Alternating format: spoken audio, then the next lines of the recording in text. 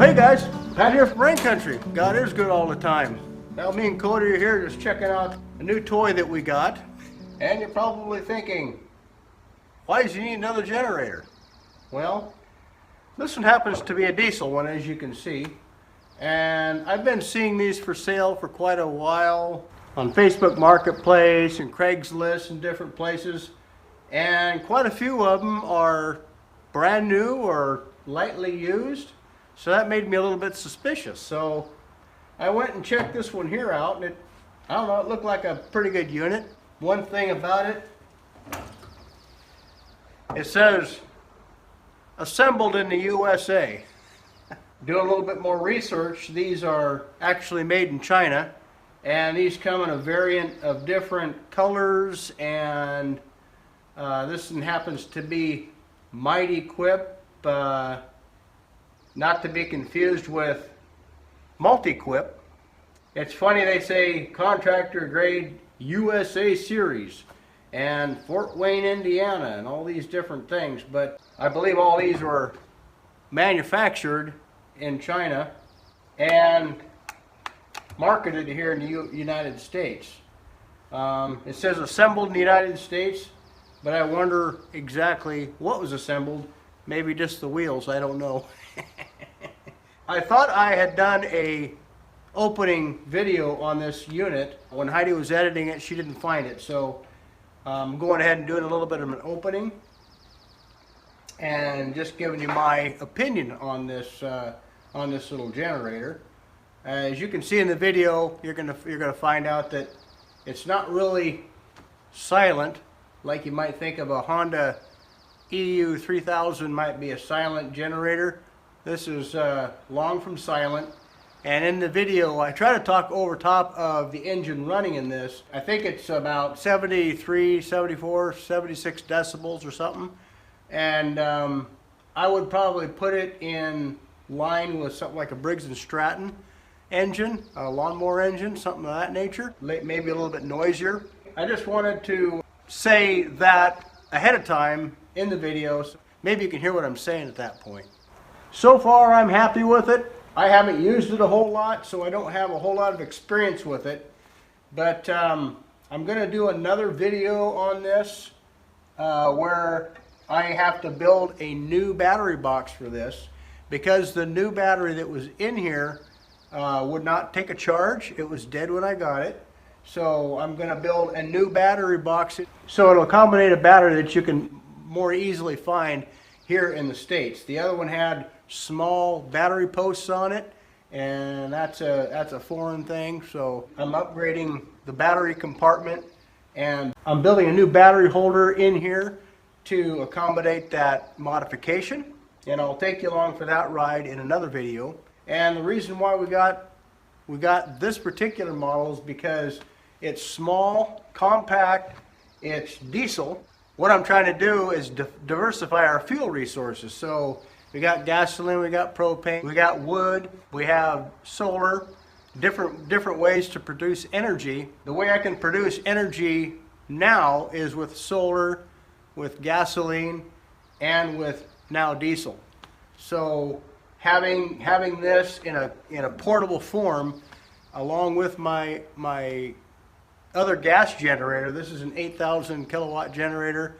The other one's a 9,000 kilowatt generator, and it can also weld. So I have versatility in modes of producing electricity. And I think that's pretty important to have in the event that you come across emergencies or natural disasters in your area. You just never know what's going to come your way. If you're in tornado country, earthquake country, tsunami country, or whatever, it's good to have alternate ways of heating, cooking, and ways of producing electricity. So that's what this is all about. Now I'm anticipating that this ATS stands for automatic transfer switch. I don't have any of the hardware that goes with this. I'm not sure what kind of kit that you need for this apparatus. Just a 5-pin switch, or 5-pin female plug that you'd plumb into that. The other thing that it has is a DC. This little pigtail comes with it with a couple alligator clips, and these just spin off or spin back. Some of the stuff I'm just figuring out as I go along, but you have a DC connection, perhaps to charge a battery. And if any of you guys are familiar with these, leave some comments down there and get me up to speed on what some of this stuff is for. Some of it's pretty self-explanatory. I didn't get any owner's manuals with this, so if you guys have one of these and you're familiar with it, you can tell me your pros and cons and tell me what you think about it. Another thing that it has is it has this control panel, and it will give you the temperature, current in amperage, volts, runtime, engine temp, and a few other troubleshooting or dummy diagnostic indicators. Kill switch for the AC, and a couple different connections for different plug types. So it's capable of 120 or 240, and you have to have a choice between one or the other, which is something I'm not really particularly fond of. You should be able to run 220 and 240 off of the same generator, but with this one you can't. Now I got online and found a similar generator, and it said it took 0.44 quarts of oil, and it had a little bit of oil on the very bottom of the dipstick here. So I really don't know how much oil is in it, if any. It doesn't show that there's much in there, so I'm going to go ahead and I got a couple of quarts of oil, so I should have plenty. From the looks at it, it looks like it'll take this whole quart. And again, yesterday I went to the service station and filled up the tank with diesel. And it looks like there's diesel in the filter housing here, so we should be good to go.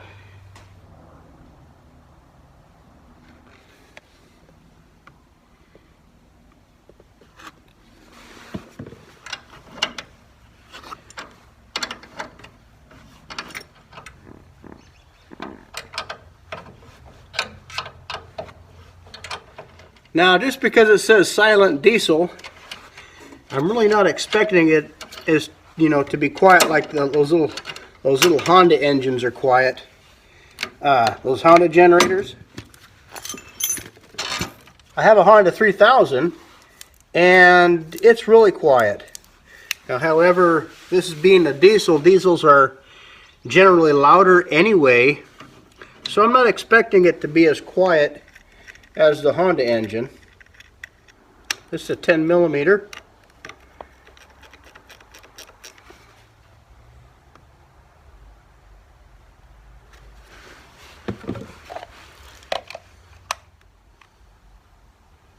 Well, it's 10.76. That's looks to me like that needs to be recharged. Made a little set of jumper cables for my quad there a while back, so I just pulled these off my quad, and I will hook this up to another battery.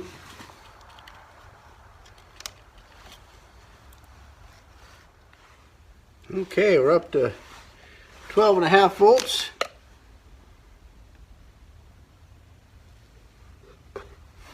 Now, just looking at the control panels here, I have a preheater, so I need to make sure that I work this before I start it. The generator came with a little toolbox here, and it has a little set of tools with it. They're not much, but I didn't expect them to start with, so it's a bonus. And it's got a key, 2 keys. And again, it's got 2 little remote start key fobs, I guess you'd call them. It's got like a DC, must be a DC charger. But I didn't get a shop manual for this, and I just happened to find the oil type is 1040 is what it's supposed to take. But it got to have a couple of different adapters that I can incorporate into this. I thought was kind of a neat gesture, so we'll set that aside. Okay, that's a full quart. It takes roughly 2 quarts. You got Cody in the background over here on rat patrol. Oh, that's looking better. Okay, just I went ahead and took the battery that needs to be charged out of service and hooked up this extra battery I have here. And we're going to go ahead and give it a shot, see if it will start up. So my oil level's good. I got diesel in here. And to the best of my knowledge, it's open. The diesel's open. Well, we'll give it a whirl and see what happens. Well, that's a good indication that it might work. Okay guys, I had to get you off camera here for a few minutes. About 10 minutes ago I was trying to start this, as you could see, and wasn't right. So what I did is I troubleshot. I know I had fuel in the filter and I had to figure out which way was on with this handle. This is the injector. So there's a hose right here that goes into the top of the injector, and it comes around and goes into the top of the filter bowl. Well, I took this clamp off of here, this clamp right here. I took that off, pulled the hose off, and I wasn't getting any fuel. So that indicated to me that it could have been the switch that was off. The handle portion I had vertical, and so then I turned it horizontal. I turned it this way. It was this way. Then I turned it this way. Then I turned it completely down. And then I had full fuel running out of that hose. That hose that I took off here, I had full fuel running out of that hose. So that told me that this is the on position. I'll mark that somewhere on here so I know from here on out, or if anybody else runs it, then they know that the down position for that lever is the open position. The other issue was that hose, with not having any fuel in there, had an air pocket. And with diesels, you want to have fuel on the intake line. You want the filter to be full of fuel. To basically prime this, you want as much air, or all the air, out of the fuel feed lines as possible. And so with this open and this thing full flowing, I put it back onto the injector, and cleaned up my mess. Obviously I had a little receptacle here at the bottom to catch all the fuel, and just kind of flushed that line a little bit, and then I stuck it back on, put the clamp on, and it fired right off. So if you end up getting one of these and it's new and you don't have an owner's manual with it, it does say right on here to put 10 weight 40 in the crankcase. So again, with diesels, you want to make sure that they're primed. They got diesel fuel clear out through the whole intake line to the injector. So it starts right up now. It's got a preheater. It's warm, so I don't really need to preheat it.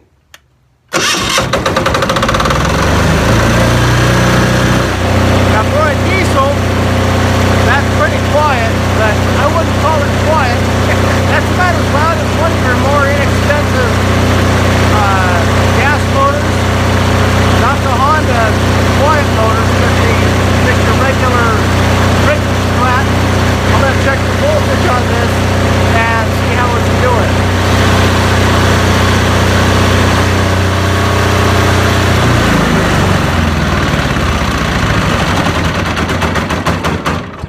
What do you think, Cody?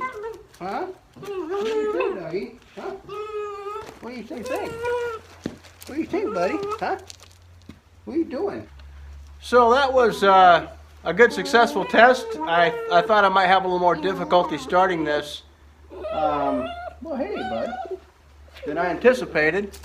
That'll be a nice addition to our preps. Yeah, hopefully if you guys get something like this, hopefully this will help you out. And if you have an issue getting it started, just make sure it's got that 1030 oil in it. Well, with this model anyway, because it doesn't come with oil.